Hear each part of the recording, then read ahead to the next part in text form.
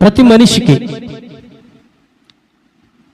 స్వాతంత్ర్యం లేదా స్వతంత్రత లేదా స్వేచ్ఛ ప్రభు ఇచ్చాడు.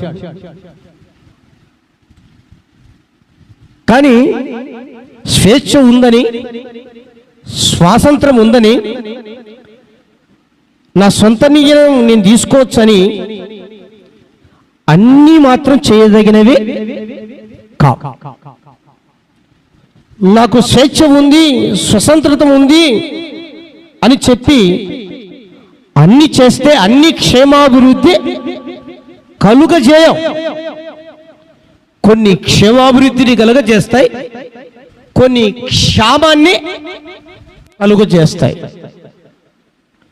అంటే యేసయ్య నామములో ఏవి చేస్తే క్షేమాభివృద్ధి కలుగుతుందో, ఏవి చెయ్యకుండా ఉంటే